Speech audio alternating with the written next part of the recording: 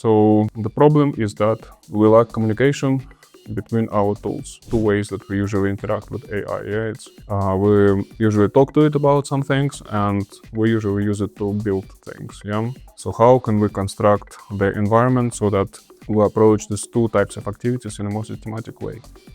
Then in the actions, you have two big sections, one on demand and the other one is recurring. Conversation folder basically contains lots of folders, folder per each conversation, and when you run /node command from the bench, it automatically generates the summary of the notes of what you've done specifically during this session about the specific conversation. Today's video is a bit unusual in a way that I just wanted to leave out a bunch of initial impressions of me using Claude Code with Terminal and GitHub, and I just wanted to share the ways how we can manage the knowledge that we generate through these conversations with AI, and also how we build automations in a more systematic way. And I wanted to record this to more generate the conversation about it and hear from you what you think could be the best ways of doing it, what kind of things you discovered are working for you right now, and how it's going to be going forward. How can we do this more effectively? Yeah. Hello, I'm Zhenya. I'm an information designer and project manager, and I'm interested in systems that do not work, specifically technical systems.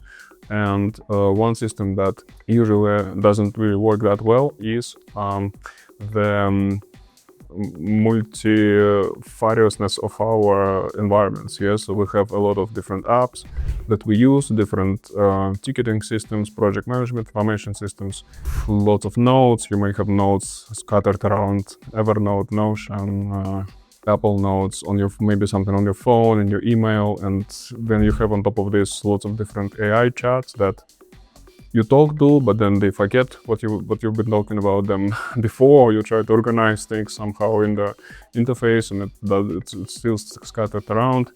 And what I'm kind of thinking through when I started using Claude Terminal is that there is a way of thinking about it systematically, which I called preliminary the bench, and which is a personal knowledge and automation workspace. Claude Code plus ID plus Git, and ID in my case is Visual Code. I started using Visual Code, and if you've never used Terminal before, don't feel intimidated, because I'm also, as a project manager and designer, I never really used this, but the transition was surprisingly smooth from chat that I used with AI before, and Terminal is just a much easier version because you can have a lot of them together, and you can probably do it in a more systematic way, as we will see. The bench does the big thing. The first and big thing that it does is that it has these two notions. One is called the actions, and the other is conversations, and this is connected to the two ways that we usually interact with AI. Yeah, we usually talk to it about some things, and we usually use it to build things. Yeah. So how can we construct the environment so that we approach these two types of activities in a more systematic way? And here is the folder structure that I've started working with a few weeks ago, and it's been changing in some ways, but the core structure remains there as it is. So I think it's pretty much solidified at the moment. So we have actions folder and conversation folder, and obviously the bench is basically like a folder which lives on your local drive, and then you also commit it to GitHub for versioning, or maybe some collaboration work, should you, depending on how you choose to use this. So actions folder and converse folder, yeah. So both of those folders have archive folders inside, which means that you can get rid of stuff without completely trashing it. You know, you can still have it somewhere. It's on an archive. Then in the actions, you have two big sections, one on demand and the other one is recurring. And what this means is that you can have actions that you run on a manual basis whenever you need to do some repeatable kinds of work, maybe some bits of workflow that you automated. And then you have recurring actions which do not require your manual trigger, which get triggered on their own on a weekly basis, for example, or monthly, etc., depending on what you want. Like if you want to generate some sort of reports or yeah, like whatever is the regular actions you need to run. Inside of each action folder, you have instructions.md, which is a description of the action, what it does in full detail as much as possible. And then you have the assets folder, which contains all the documentation. It could be PDFs of research papers or books, it could be images, it could be screenshots, it could be all sorts of text files, maybe results of previous runs of this action, Excel spreadsheets, etc. Like whatever, however much information you can provide to the action for it to have all the context to run more solidly. Yeah? Then also importantly, in the actions, you also have an actions dashboard. And it's a really nice tool. It's like an HTML page which runs on local server, and it's essentially, I'm going to show you in the next video. It's going to be more like a demo of what you can do with it, and we're going to run the dashboard. We're going to see how it looks like.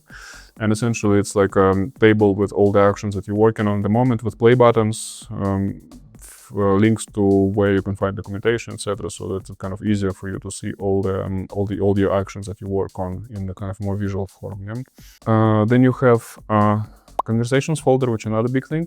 And here you have archive and templates. And templates is essentially how you want to format your notes. Yeah?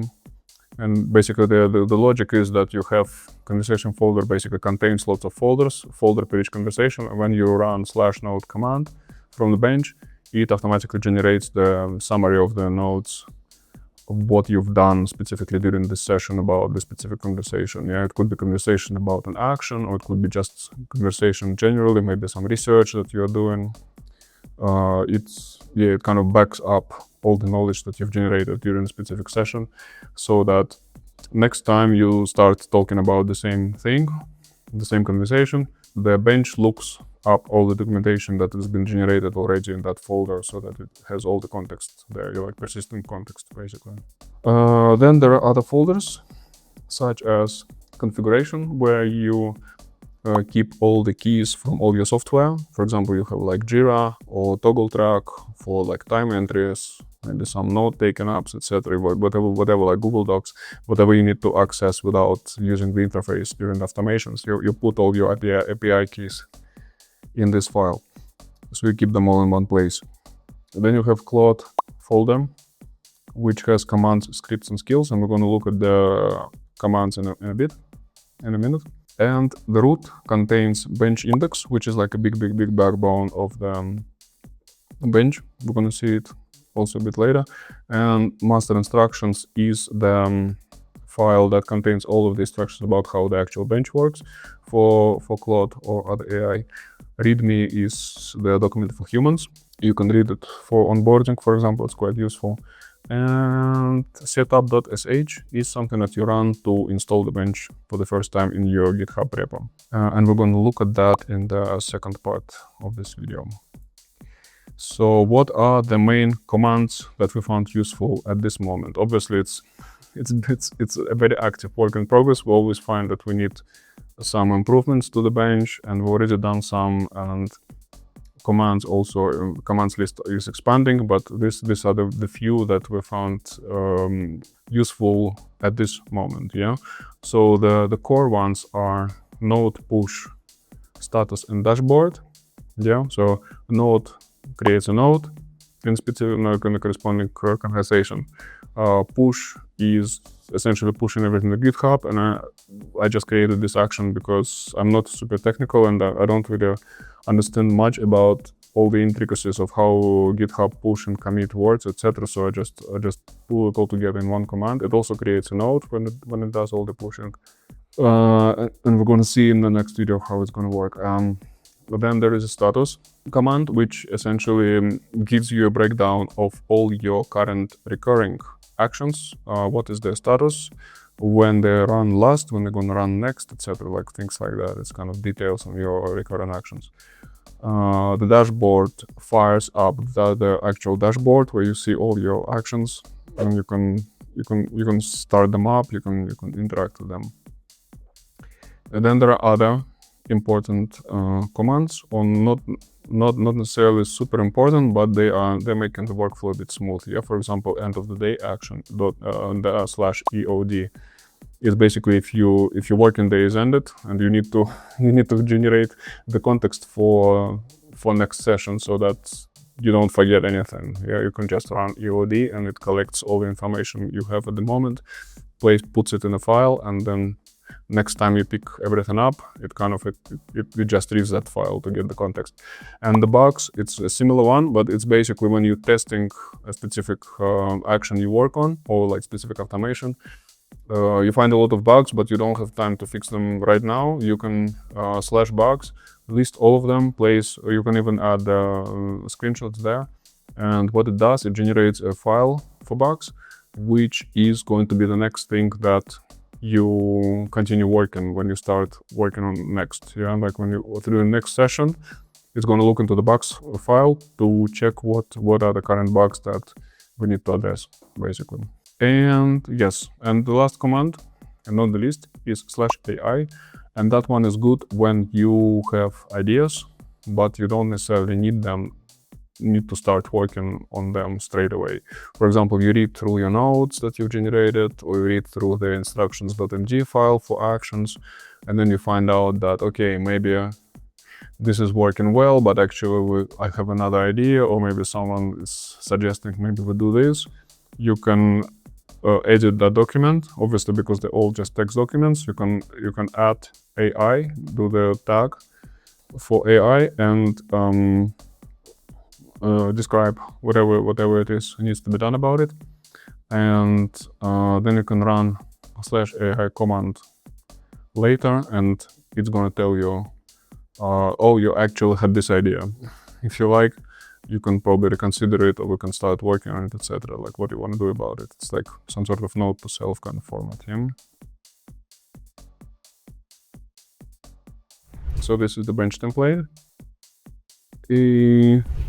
And you see all the things that we just talked about, they are here. So when you enter your bench template, you basically clone it from GitHub repo, and you see all these things here. So already all your commands are here. Scripts and skills we're going to be adding to this. Currently there's not much. I think we've converted everything to commands at the moment. Then there are actions folder with on-demand and recurring. And there are some test actions that you can explore this, and then just to kind of give you some inspiration. Here's a dashboard as well, which is also an action. You can run it and fire it up to see all your actions. Then there is config, there is convos with an example convo here with a template, and there is the master instructions readme setup sh and the bench index. Yeah. So what bench index is here for is essentially a table, and you can add different columns to it. So basically it has the name of the action convo, then it has link to the action convo folder, and you can add different links to it. For example, right now you can add links to Jira and Asana tickets from this folder. So that means that whenever you create a node, it also posts like a short description. It's not going to be like a full node, it's going to be like a short description of what you've done on that particular date as a Jira command or Asana command. Yeah, but you can add different integrations to it as well. So I'm gonna create a second video where I'm gonna go through more like a case study of like how to install, like a step-by-step instruction, how to install the bench, clone the repo, and test out different commands, see how the dashboard looks like, etc. Okay, and yeah, please let me know what your ideas are. Hope that we can take this conversation forward and see what we can make out of it. See you later.